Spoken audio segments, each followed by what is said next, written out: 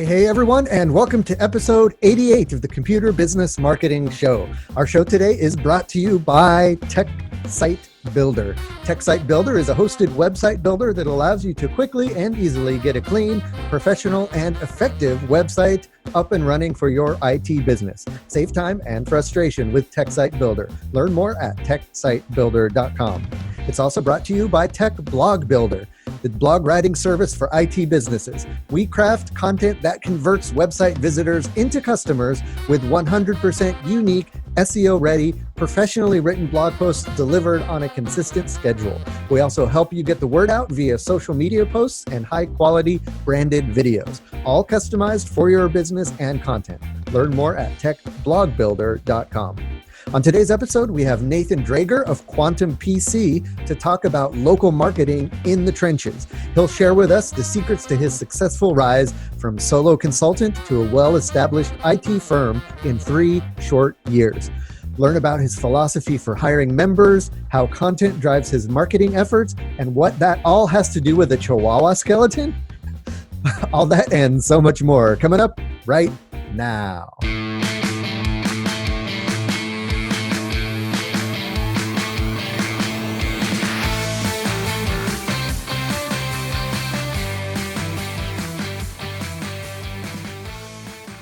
Hey everyone, and welcome to the Computer Business Marketing Show. If you own or work in the IT services business, this is the place to learn how to get more clients, keep them happy, and grow your revenue. You can watch, download, and or subscribe to all show episodes at computerbusinessmarketing.com. You can also catch us on our live stream on Facebook every other Thursday at 7 p.m. Eastern. Just be sure to like the Tech Site Builder Facebook page. Click on the following tab and select See First so that the live stream will jump to the top of your feed. And as always, we love to see you in the live stream. It is an interactive, cool place to hang out. It's where all the cool kids are. So we'd love to see you there. Cristobal's hanging out. John's hanging out. John says we all need help. Yes, we do. We are aware of that. And everyone who listens to the show is complicit in our craziness. All right, guys. So the topic of this episode is local marketing, and we've got a person who has marketed his business well because it's been growing very well, and his name is Nathan Drager, and he runs Quantum PC out of Sturgeon Bay, Wisconsin. And in a little bit, we're going to chat with him and just kind of pick his brain about what's been going on with his business, what's been working out well. I actually subscribe to their newsletter, and I love what they do with their newsletter. So I'm going to talk a little bit about what they do there, and we'll cover all the stuff that's been working for them. Before we get into that, though, just want to see how my co-host Paco's been doing. What you been up to, Paco? I think we lost Matt. But while we're waiting for him to come back, I'm going to go ahead and introduce myself. This is Paco LeBron. I run oh, there he goes. I'm back. All righty. I've always been here. I never left. I don't know what Just a little trick for you guys there. What you see, how we go with this live stream. But my name is Paco LeBron. I run Prodigy Techs. We're an IT business here in the West Loop in downtown Chicago. And essentially the last couple of weeks have been interesting. I think with the timing of our shows, I hadn't talked about my car being in a car accident. So it's one of those where snow happened in Chicago. And as we all know, the Midwest loves the snow that comes down. And that's very sarcastic. We don't love the snow that comes down. So essentially roads were bad. Car kind of lost control. I hit a parked car. So everybody's fine. Everything is good. But I was without my car for about 10 business days. And it was such a drag not having my vehicle because of transporting, transportation from my office to home to client sites. So I had to end up getting a little creative. Right. Now, before you ask, hey, doesn't your insurance policy have rental coverage? I thought it did until I realized that it didn't. So it is now on there moving forward. But apparently for this incident, it was not. So I had to be creative. So I started using my Lyft business account, which those who know Lyft is the rideshare app similar to Uber. They're pretty good with small businesses, kind of creating a business account.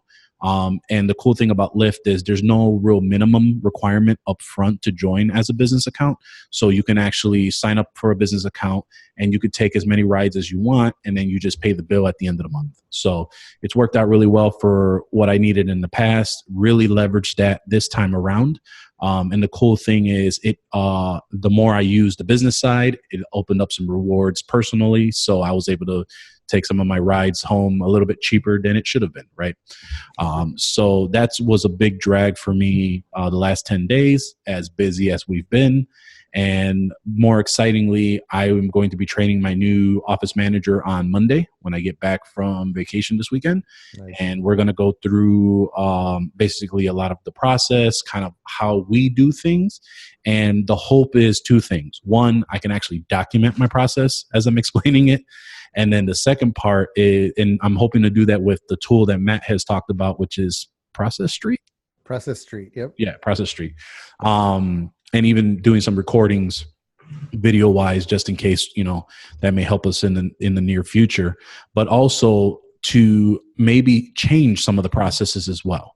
Because I know that, going from break fix as my offices were positioned as a computer repair shop and transitioned into IT support services, there's still that mix in my Synchro system that has a lot of computer repair items that probably are not needed anymore. And this is hopefully going to give me an opportunity to look at this more openly. And especially now that I have somebody else looking at the same process and hopefully get the process line more streamed. Yeah, one of the benefits of documenting a process for an employee is that it helps you actually streamline it for yourself as well. So I recommend, even if you're not planning on hiring somebody or, using the process for someone else, still create processes around the repeatable tasks in your business. And number one, that helps you make sure that, you have a process and you follow it and you don't skip any steps, but it also helps you identify weak points or places where you can maybe automate some stuff, or things that maybe you should be doing every time, but you don't. Like sending a thank you email or something like that. And so, yeah, it's good to just kind of sit down and work out exactly as if you were going to hand it off to someone, but you don't even necessarily need to do that. So that's always a good kind of, process to go through. Yep. Cool. So, let's see. Not too much has been going on with me. So I don't really have anything new to report other than business as usual. So I will take this opportunity to remind you guys about the Computer Business Marketing newsletter. That's a place where you can go to get tips and tricks on how to better get the word out about your business. Every week we come out with a new email newsletter that goes out to the subscribers with the latest why can't I think of the word? Articles. I don't know. I couldn't think of that word. Articles from across the web about marketing that would benefit you as a computer business owner. Also, the latest podcast episode is in there. We've got a tip of the week every week, and some of the latest happenings in the Facebook group for computer business marketing. So all of that every week in your inbox to keep you, thinking of new things for your computer business marketing. Just head on over to computerbusinessmarketing.com to sign up for that newsletter. All right, so I'm going to do something a little different this week. Every now and then we have the Tech Site Builder question of the week, where I ask Paco if he has any questions about his website that happens to be built on Tech Site Builder. But this week we actually happen to have another Tech Site Builder user on the show, Nathan here.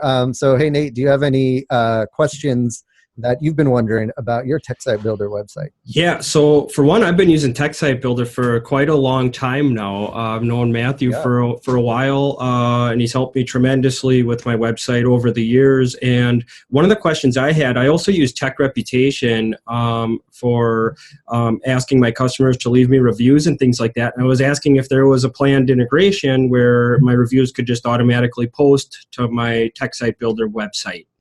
That's my question. And great question. The Tech Reputation, we had Rami, the founder of Tech Reputation, on maybe a year or a little over a year ago. And And his service basically is a way for you to make sure that your customers are able to leave a review and that you funnel them to the particular review service you want them to leave a review. So it encourages your customers to leave a review. And then when they do, it then provides you a way to display those reviews. And so one of the features that we had been working on with TechSite Builder is to integrate that display of the reviews that you have that received through Tech Reputation. And Nathan, you'll be happy to know that that integration is live, and it's been live for a while. It's in the TechSite Builder dashboard.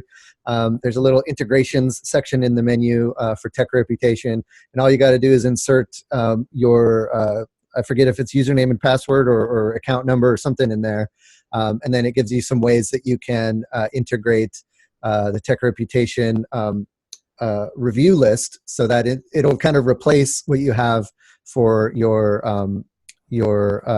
testimonials section in the website. So that way you don't have to worry about copying, pasting reviews from Google or Facebook or wherever. It'll just aggregate them and display them straight on your website.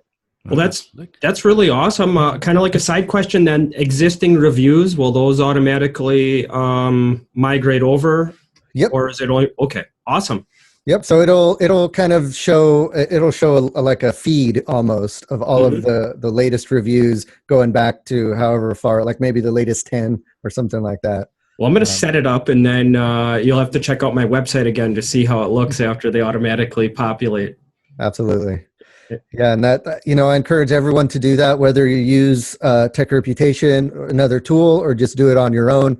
Make sure you continue to highlight the good reviews you get from people on those different review platforms, because that really goes a long way in building trust. I think reviews are one of the best ways to show that your company is legitimate and does a good work, because this day and age, people are doing their research and they're looking at these different review sites and looking to see if you have any reviews. If you don't have any reviews, they think maybe you haven't been around long enough to have done any decent work, and then they want to see that the folks who have something to say have something good to say. And that's what Tech Reputation kind of helps you do, is it helps send the good reviews to those review sites, and if they're not quite happy, then it'll send them back to you so you can maybe help them figure out what went wrong. Cool. So if you guys want to take advantage of that integration with Tech Reputation, head on over to techsitebuilder.com and get your website. It's quick and easy. You can get a website up and running in a very short amount of time, and the website is effective. We do some SEO stuff to it, so it's ready to go, and it's ready to do effective work for your computer business. All right, so let's go ahead and jump into the featured interview, which is with none other than Nathan Drager here. He is the founder of Quantum PC, and I'll kind of let him do the talking about what the company does and what they've been up to. So Nathan, why don't you kind of introduce yourself and let folks know what you guys do over at Quantum PC? Well, sure. Hi, everybody. I'm Nathan Drager, and as Matt kind of said, I'm the founder of Quantum PC.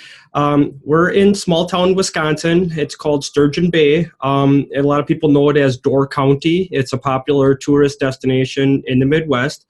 And we primarily started as a computer repair facility. And I used to do the work kind of as a side job. I had a primary career, and I kind of did this in the evenings and the weekends and things, and was primarily focused on computer repair and upgrades and tune-ups and virus removal and solid-state drive upgrades and repairing broken screens, and I think what we kind of call break fix type work. And that was how I started the business. I quit my full-time job 3 years ago and went off by myself to have a computer repair store.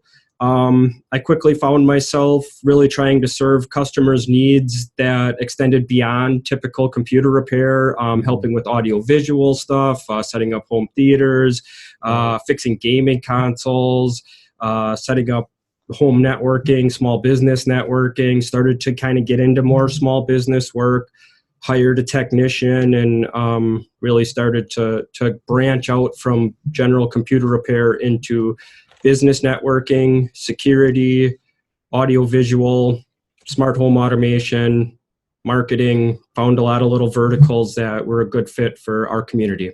Nice. Yeah, I love that. You just kind of look for those opportunities where you can further serve your customers. Because we talk a lot about this on the show about how some of your best new customers are your existing customers, and if you can give them a new service or fill a need that they have that you haven't been able to fill before, that's almost like you're getting a new customer. But it's super easy because you don't have to do any additional marketing or anything like that. They already trust you and like you. And especially in what some would consider a smaller town, that might not have be like a big metropolitan area where you have all these customers. You've got to kind of continue to dig deeper with the existing customers you have and form relationships and ongoing work and stuff. And so it sounds like that's something you've been doing pretty well. Yeah, so, I think so. yeah. So I wanted to have you on because I see a lot of computer repair business owners coming through Tech Site Builder and, who listen to the show and stuff. And there's typically two types of people I see. It's the folks who have established businesses who are, who've been around a while and who are going strong or have a comfortable business that hasn't really grown or shrunk in the last, decade. And they're just kind of coasting along doing the same old thing. And then the other type of person I see are folks who are just starting out, who, are struggling, and sometimes they fizzle out, and then they end up not getting anywhere, or they just continue to struggle and they don't break past a certain point. And then there's unfortunately there's the rare animal such as you and Paco, who I got to know when you were first starting out, and I've seen kind of skyrocket your business and grow, and take some of the advice we talk about on the show and put it into practice and do some other great things. And it's really exciting to see businesses grow as quickly and as well as you guys have. So I love having folks like you on the show to kind of dig into what you've done to see that kind of success. So I'm just going to throw this kind of general question out there, and you can answer it however you want. But what do you attribute, the growth of your company to in general? Is there any kind of one driving philosophy you have, or something you've tried to really been conscious of as far as pushing your business forward?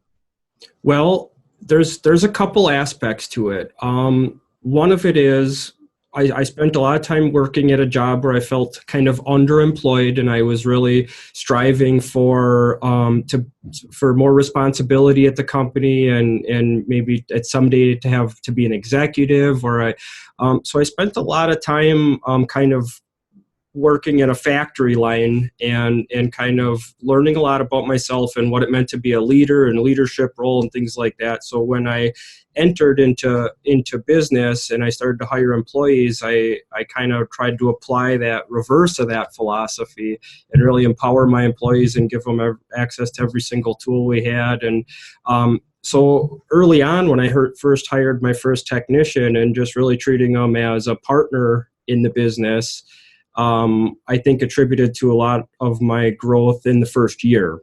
Once I was able to have someone else that really treated the business as if he owned it, even when I wasn't there, and I could go out and out in the field and meet customers and do service work and meet new and make new connections and things. And I had someone that treated the business as if they owned it and they were there all the time.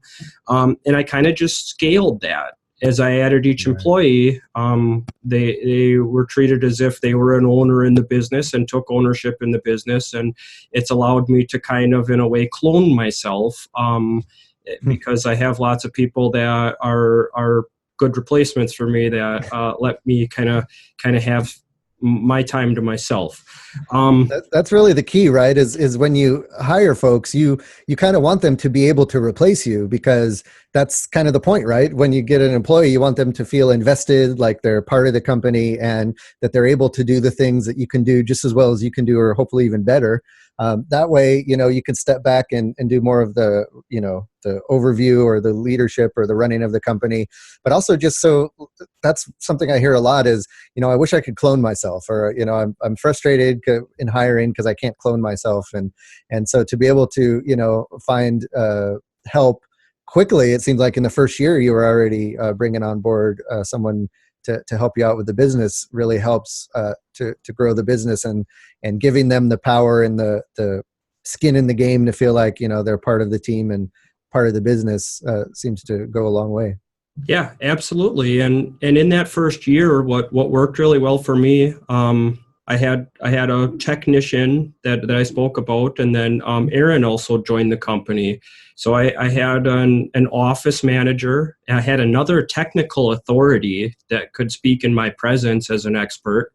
So really that was our first core group was myself, who I was doing a lot, almost all of my work was technical work. I was working in the field a lot and working directly with customers. I had a second technician, Journey, who's still with me. And then I had Aaron managing the office and answering the phones and handling the admin things. And that was, I think that's a really good core group for a growing computer business. I think there's a big hurdle to overcome to go from a single person to two people. I think it's a smaller hurdle to get to that third person, but by having two technical people where you can have one in the field and one in the shop at all times, and then having somebody else that can handle the customers, that's when things really started to go into motion for us in our second year. Nice. So out of curiosity, just on the hiring aspect of it, so you hired a tech first and then manage the office, or did you hire Yes. the office? Okay, perfect. So how was that transition from the workload, managing both the paperwork for you both? Well, it was really just me managing all the paperwork in the beginning. And I was, like they say, the chief everything officer. And I was handling all communications. I was handling all the invoicing. I was handling all the accounting. I was working really crazy hours, like 7 a.m. till like 9 p.m., 7 days a week, trying to catch up on everything on the back end. And I was letting my technician focus on taking the laptops apart, putting the solid state drives in, learning the processes, building the processes with me. We've really developed this over time. And so he's developed a lot of these processes now too. But yeah, it was really awesome when I had an office manager. And I'd actually, if I could go back, I might fill that position first. But I was very lucky because Journey came to me looking for a free internship from the local college. And we were able to get him kind of onboarded for free as an internship. We quickly found out that he was needed to be paid and that he was never going anywhere. So we were going to pay him as fast as we could. But nice. So I had an advantage there. We continue to hire interns all the time, every opportunity that we can get. And because we're one of the only local technology employers, we kind of can be a little bit choosy and get those interns that look like they're really promising. So yeah, the office person, once someone else was answering the phones and checking the email and, handling the money across the counter and bringing the checks to the bank and doing all of those things. And me and my partner could focus on technology that way. That was what really got us going in that second year. Cool. Yeah. So that's great. And that's kind of how you handled the workload and getting the work done and stuff. So the other side of the coin is getting that work in the first place. So what are some of the things that you've done that you felt has contributed to being able to get steady clients coming through the door to be able to afford to hire, these other folks in your business? Yeah. Well, early on, it was a lot of word of mouth. I was doing computer repair as a side hustle for about 3 years, and I had around 400 clients. And when I say 400 clients, that's like I fixed someone's computer once. They were considered a client. So a lot of them were one repair, but some of them were recurring, coming back and getting new devices and things. And so I had a pretty good client base of like around 400 people, and it was growing already just through word of mouth. Talking to my coworkers where I worked and telling, hey, if you want that cleaned up or whatever, I can handle that. And so a lot of word of mouth in the beginning. When I quit my job and I rented a storefront. So right away I put, signs on the windows, and I put a sign out, and I put my business address in Google, and I put it on Facebook, and, kind of started to have a local presence that way.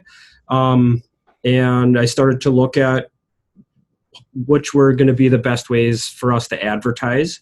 In the beginning, I hired a marketing firm to help me with like Facebook and Instagram, a local company here called Tweak.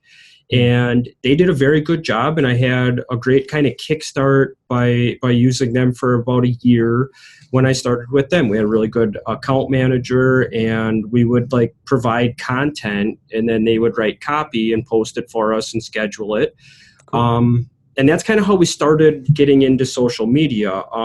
What happened is I was generating content so fast, and I was starting to become like a prolific content creator that the marketing agency couldn't get it out fast enough. Wow. And then we had our account manager was on like vacation. We had lapses in our ad spend and thing. And I'm a very particular person when it comes to systems and standards. And I just made the decision at that point that it might be better to cut out the marketing firm, because I think I can actually deliver this product in a more personal to my voice than having someone else do it. So I think it's great for somebody that doesn't have technical skill or technical background, but because I'm already a total nerd this way, a lot of times I was like almost competitive in my mind watching what they would produce compared to what I thought I could produce. And I just decided I'm doing my own social. So year 3, where we're talking about now, I had my core group, and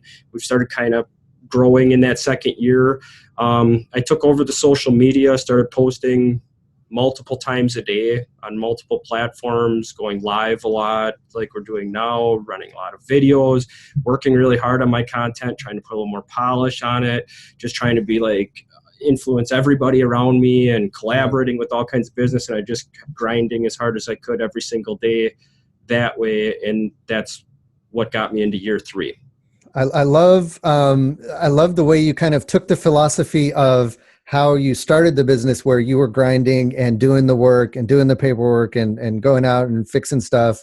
And then now that you brought on a team to be able to take care of that, you were able to then go and take that same mentality towards your content production and producing content, putting it out on social media, and just grinding on that. And then, pretty soon you'll probably be able to hand that off, and then you could grind on something else. But content, I think, is the key, right? Is just producing lots of, super useful content. And what I love about what you guys do is and I kind of got the feeling of this when you were just talking about, hiring the firm, was, when you hire a company to do your marketing for you, it can seem a little lifeless or, not kind of fit your personality. And it's hard to do that unless you're doing it yourself.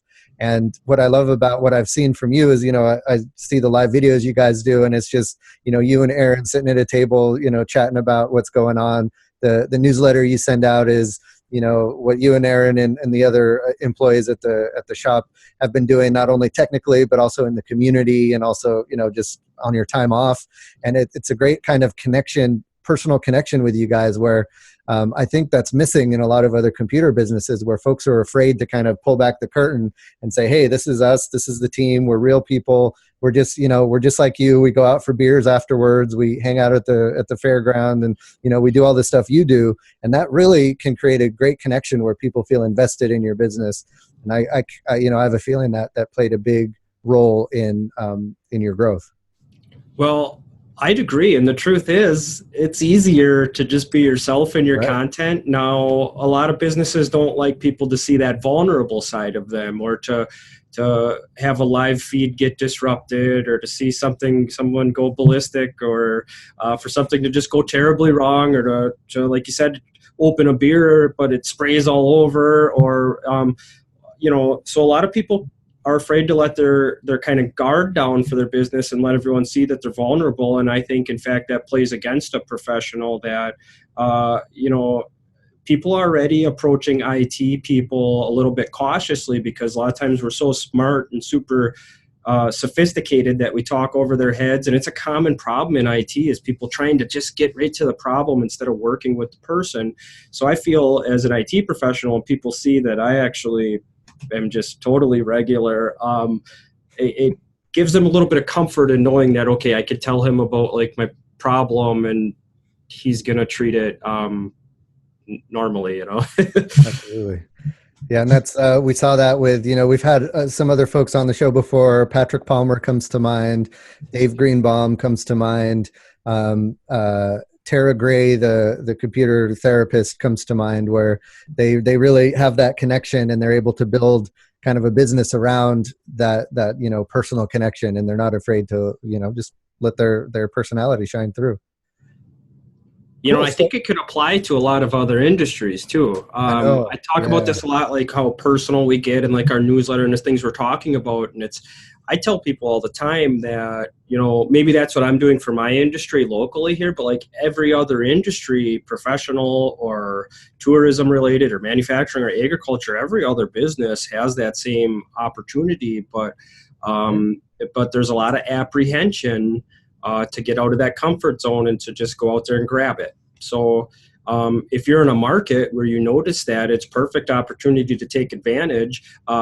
Does it take 3 years of like 5 hours a day of marketing? That might be it. And it depends if your content is awesome. And if your content is awesome, it might be that much of a grind. If your content sucks, it might be forever. But that's part of the game of it too. So what to you, what makes good content? What's the difference between good content and sucky content? So I think good content is unique and original. I think that it's got enough, that it's polished, it's edited properly. If it's video, that it doesn't, it's not grainy, it's not the wrong speed. Just kind of the basics for me. I like landscape video. I don't like black bars on my video thing. So just properly formatted video, good audio, good lighting, and then relevant. If it's Valentine's Day today, we made a Valentine's Day video. If it's epic snowfall earlier this week, we went live in the Jeep and we drove around through the snow. Timely, relevant, up to date, consistent, constant, all the time, original. Now, that's easy to say. If you're turning a screwdriver and doing solid state drive upgrades, how are you going to find time, to do that? Well, then you need to document what you're doing. And if that's what you're doing, a solid state drive all the day, then you should be making videos of that and trying to make content of that.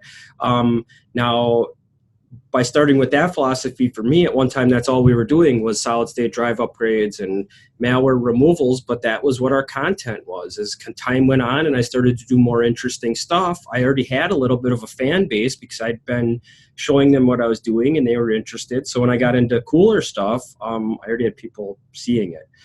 Now, with all that being said, people starting today to create content right now, are at a little bit of a disadvantage, I think. Facebook's metrics, Instagram's, the reach of organic content now has changed a lot, and I do think it's pay to play in a lot of markets, unless you're like so awesome at what you're doing, you're so viral. Otherwise, to reach a lot of your local customers, like on Facebook, Instagram, it's pay to play, and that's where I think I see everybody's moving to LinkedIn, where they can get past the gatekeeper, I think. Right. Is yeah.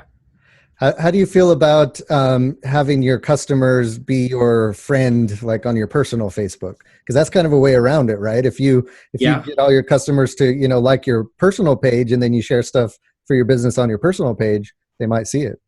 Well, I'm selective, so if anyone's watching that sent me a friend request that I haven't accepted, I'm sorry. But I'm somewhat selective there because... That's understandable. Yeah. And I wouldn't be sorry either, because I don't accept anybody I don't know from the podcast community. And I've told everyone that as well. You can connect with me on LinkedIn. So there you go. So for me, I have a lot of clients that I've become really good friends with. And some of them were clients once, but friends forever. Other people I've been friends with a long time that now are clients, and I'm really living my career. So I have a lot of professional friends and stuff like on Facebook, and I have a lot of clients that, I'd like to be friends with outside of business, and they send me a friend request, and it's like, yeah, that's a good, cool person. And then, so because of that, I stay out of all the drama and politics, and anything polarizing on social media, I've learned now to be very careful of. And stay away. Now, before any of this, business, certainly got myself in trouble before and like kicked off. I've been in like Zuckerberg jail or whatever, and Right. I've had some memes get revoked or whatever. So Right. I don't do that anymore. Now, you talked about, as you've grown and especially lately, you've been getting into doing more small business work. That's a question that comes up a lot from our listeners is, how do I crack that nut? I've been doing residential. How do I start getting into small business? It's, it seems like a different world. What are some of the tips you have for folks on how to kind of break into more of the small business realm? The biggest thing that I probably learned is I was lacking some certainty when I would first go meet with businesses. And I don't know how to tell someone to become certain of what they're doing before they have some experience. It's much easier now that I can present myself as an authority on technology, as a local expert. So whatever it takes to race to that point for a person, whether it's certifications or going to college or starting to build their skills and cut their teeth on their own time before they go into the businesses. Any business that's looking to be efficient and to save money on IT or to have, whatever their goals might be, is not looking for someone that's coming into their first business to learn. And unfortunately, you're not going to have those skills until you got some skin in the game. So early on with me, with small businesses knew that I was a smaller business, and a lot of businesses weren't comfortable putting all their security, backups, data in the hands of an inexperienced and one-man computer store. Over time, as my business grew and I became oftentimes larger than some of the clients I serve, we definitely command a new authority, and it's a lot easier now. We also use that. It's a fair comparison that a lot of our competitors are one-man shows, and that we do offer, 3 tiers of engineering and dedicated customer service person and 24-hour emergency support, and a lot of those things that one person just can't do. On the other hand, there's a lot of clients that need really acute individual attention and want a small consultant that doesn't have a lot of clients so that they can always have somebody at their beck and call, an individual. So it can go both ways. Yeah, I like how you talk about kind of the confidence, and sometimes it's just a matter of feeling confident that you can handle whatever business situation might be thrown at you. And it sounds like a good way to get there is to have a bigger team or some more people on your team that you can rely on, get some extra certifications, get some more knowledge around maybe business systems and business processes, especially if you didn't come from corporate IT and you don't have experience with that stuff. And then once you do, start reaching out to businesses and talking with them, just have the confidence in your knowledge and that you can take care of stuff for them. And that seems to go a long way when you're, trying to get in the door of those folks. Yeah, I think the biggest piece on building credibility is, improving your online presence and really having the confidence of who's the client you want, right? Perfect example, even though I've been in business for a while, we had a client that approached us who's literally across the street, and they have about 70 people in total from my conversation. And for us, we've made it a specific requirement that we only take 20 people or less because that's what we can support right now. And that was what was explained to the client. But the client understood us as a small business that, hey, we understand we actually have only about 25 people in the office. Everyone's remote, but we don't really have a big requirement. So I think we could still work together, but I understand your limitations. So it's those type of things where being transparent, being honest can also help you get some of those bigger clients that you may be wanting. On the other side too, really establishing that credibility and just being an all stand-up person can get you a lot in the door more than you would think. Yeah. Awesome. So before we head off, any other, words of wisdom or advice that you have for folks, especially, those who are listening who, are running a local, repair shop and they're wanting to build a team or grow their business, but they feel stuck?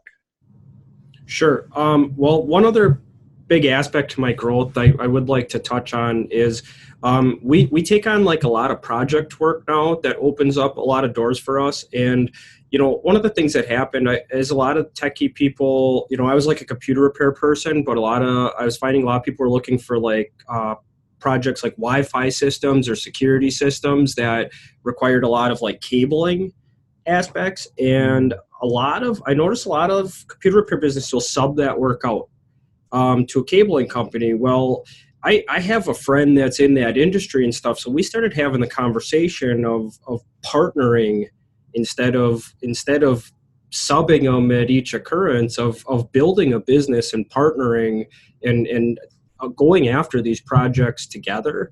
So one big thing I've learned, and this was hard for me in the beginning when I was very competitive, but having the synergy and swallowing your pride and working with another person that's better at what you do or better at what they do, and joining forces, even if it means giving up a share of your business or forming a partnership or something, but having a compromise with another person that's a pro. Obviously there's compatibility and all kinds of business things that go along with this. But for me now in our third year, I attribute almost all of our growth this year to being able to take on projects end to end.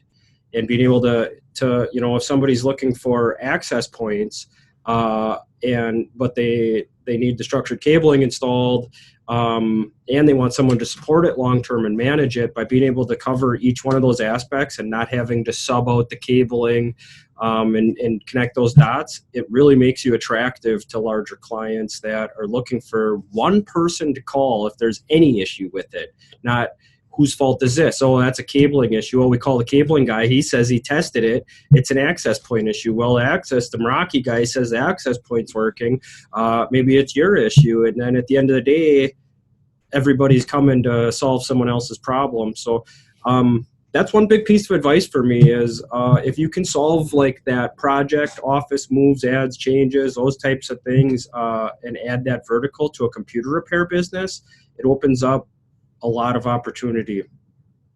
Yeah, I think, and I can echo that, because I can say that the last 5 months, being able to partner on a lot of those big projects that I normally would say no, or I didn't have the right partner, caused a lot of limitations. Now that I've built a great partnership with another IT company that also does cabling, we've built that partnership where he's given me an ability to subcontract his work, but it's actually as one. It's its own solution.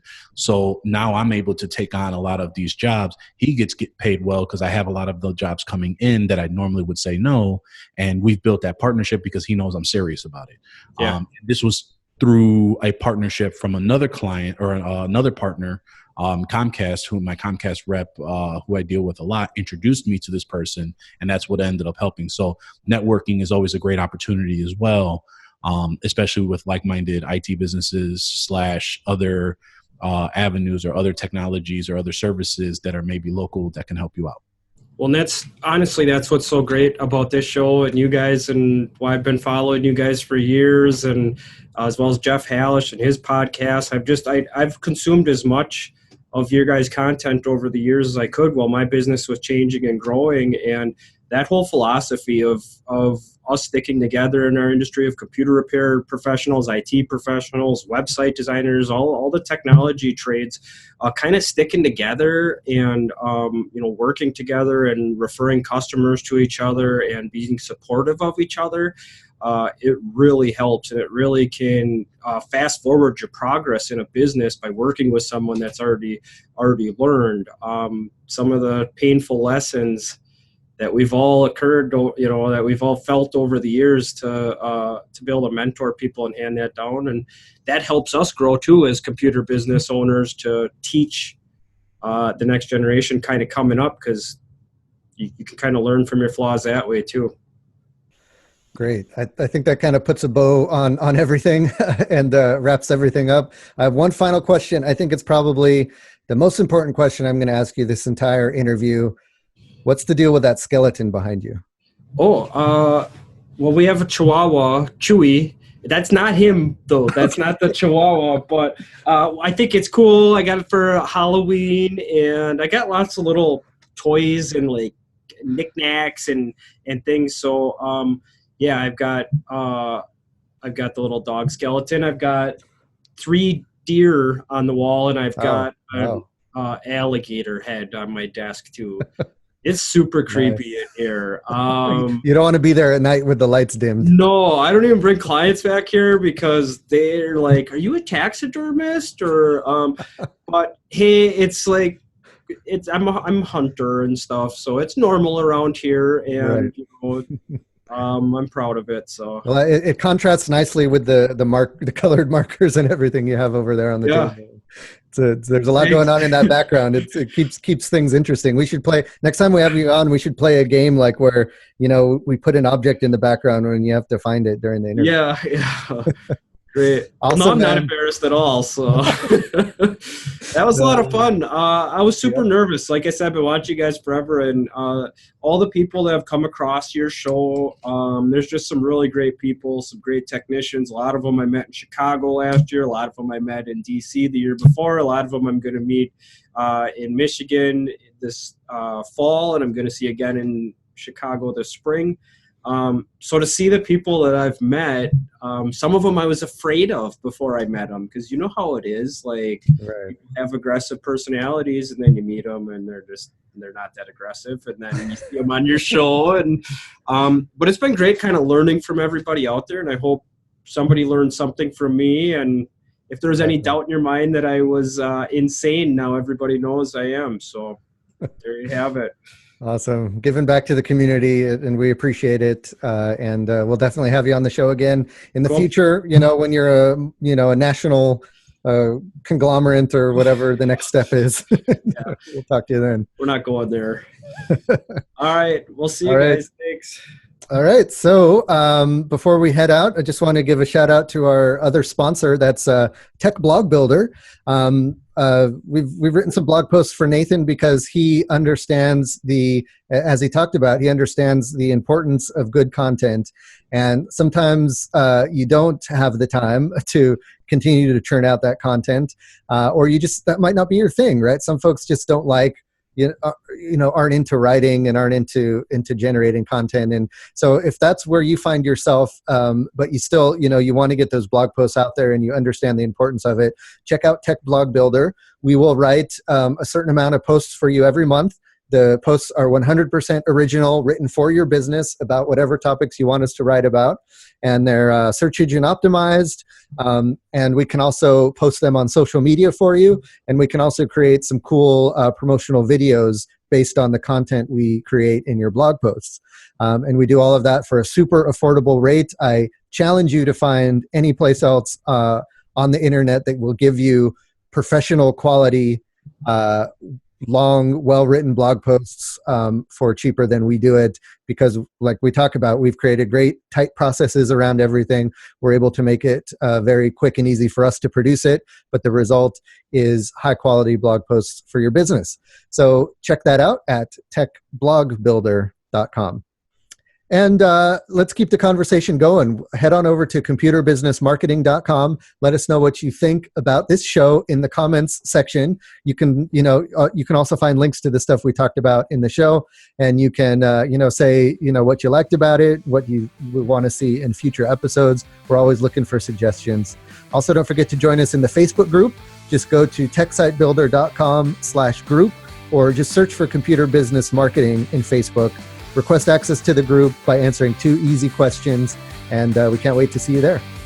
And if you listen to the podcast on iTunes, be sure to give us a shout out and leave a review. We love to hear your feedback, and every comment helps so that the podcast can be found by others. Finally, don't forget to check out our sponsors, Tech Site Builder and Tech Blog Builder. Thank you for checking out this episode of the Computer Business Marketing Show. My name is Matthew Rodella. And this is Paco LeBron. Saying here's to your success.